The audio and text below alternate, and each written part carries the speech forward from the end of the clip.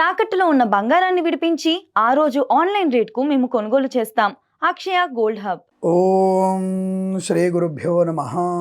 హరి ఓం. లక్ష్మీం క్షీరసముద్రరాజతనయాం శ్రీరంగదామేశ్వరీం దాసీభూత సమస్తదేవవనితాం లోకైకదీపాంకురాం శ్రీమన్మందకటాక్షలబ్ధైవవద్బ్రహ్మేంద్రగంగాధరాం త్వాం త్రైలోక్యకుటుంబినీం సరసిజాం వందే ముకుందప్రియాం. అగజానన పద్మార్కం గజానన మహర్నిశం అనేకదంతం భక్తానాం ఏకదంతముపాస్మహే. శ్రియః కాంతాయ కళ్యాణ నిధయే నిధయేర్థినాం శ్రీవేంకటనివాసాయ శ్రీనివాసాయ మంగళం. మంగళం కౌసలేంద్రాయ మహనీయ గుణాత్మనే చక్రవర్తి తనూజాయ సార్వభౌమాయ మంగళం. వాగర్ధావివ సంపృక్తౌ వాగర్ధ ప్రతిపత్తయే జగతః పితరో వందే పార్వతీ పరమేశ్వరౌ.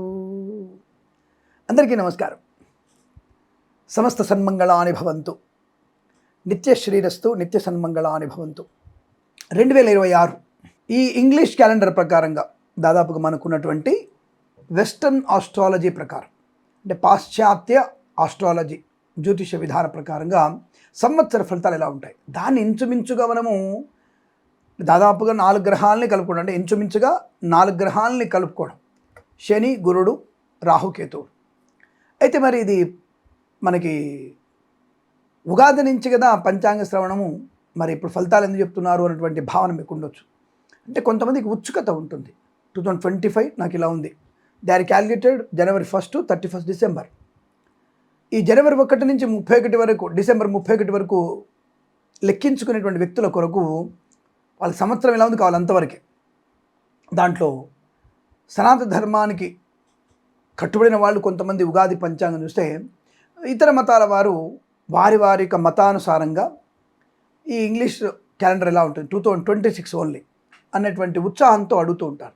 కాబట్టి దాన్ని కొంత రాబోయేటువంటి గ్రహ సంచారాన్ని కలుపుకుంటూ ఇప్పుడున్నటువంటి 4 మాసాలు, అంటే జనవరి, ఫిబ్రవరి, మార్చ్, ఈ మాసాలని మనం కలుపుకుంటూ చెప్పేటువంటి గోచార ఫలితాలే 2026 వెస్టర్న్, అంటే ఆస్ట్రాలజీగా, అంటే గోచార ఫలితాలుగా, సంవత్సర ఫలితాలుగా, ఇంగ్లీష్ క్యాలెండర్ సంవత్సర ఫలితాలుగా చెప్పబడుతుంది అన్న విషయాన్ని గమనించుకోండి.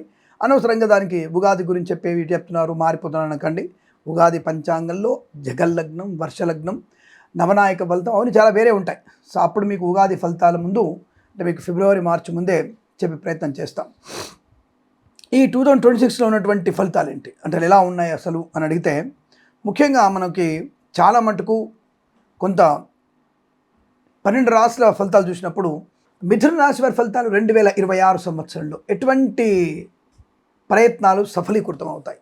ఏదైనా ఉద్యోగంలో అనుకూలత ఉందా స్వామి, నూతన గృహం కట్టాలనుకుంటే కట్టేస్తానా స్వామి, లేదు స్వామి పెళ్లి చేసుకోవాలనుకుంటున్నాను, ఈ సంవత్సరంలో పెళ్ళి అవుతుందా అని ఒక అబ్బాయి ఆవేదన, తల్లిదండ్రుల ఆవేదన, స్వామి ఈ సంవత్సరమైనా మా అమ్మాయికి పెళ్లి చేస్తామా, ముహూర్తాలు తక్కువ ఉన్నాయి అంటున్నారు, ఏం చేయమంటారు స్వామి. తప్పకుండా మీకు ఆనందకరమైనటువంటి శుభయోగాలు నేను చెప్పవచ్చు. అనేక రకాలు చాలా మంచి శుభ ప్రయాణాలు. ఎందుకంటే గ్రహ సంచార యోగం ఈ రాశి వారికి చాలా బాగుంది.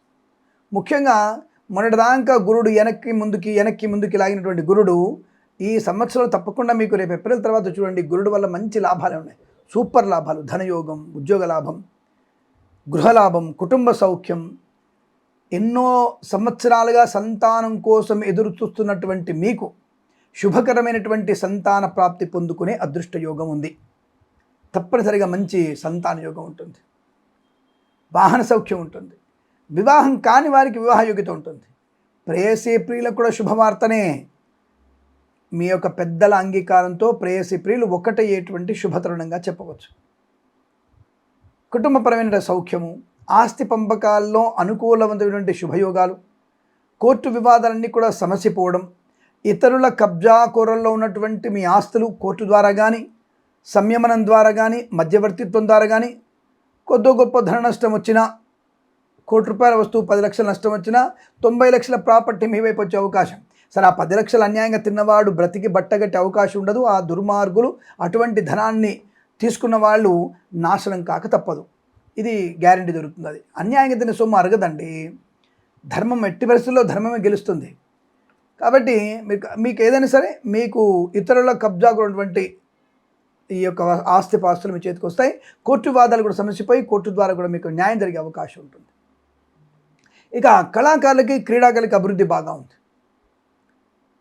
తప్పనిసరిగా మంచి అవార్డు రివార్డులు దర్శక నిర్మాతలకి, సంగీత నృత్య దర్శకులకి, నటీనటులకి, బుల్లితెర నటులకు కూడా మంచి లాభవంతమైన స్థితి.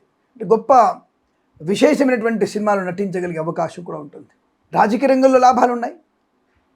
పదవి రావడము, లేదా రాజకీయ రంగ ప్రవేశము, ఊహించినటువంటి అవకాశం రావడము. ఆ విచిత్రం ఎందుకు, మనకి ఇప్పుడు గత ఉన్నటువంటి పరీక్షల్లో అది ఎలక్షన్స్ ఉన్నాయి కదా, సర్పంచ్ ఎలక్షన్స్ ఉన్నాయి కదా గత వారం రోజుల క్రితం. ఈ ఎలక్షన్స్లలో జరుగుతున్నటువంటి ఎలక్షన్స్ కూడా మరి ఎలక్షన్స్లో ఎలా ఉన్నాయి పరిస్థితి?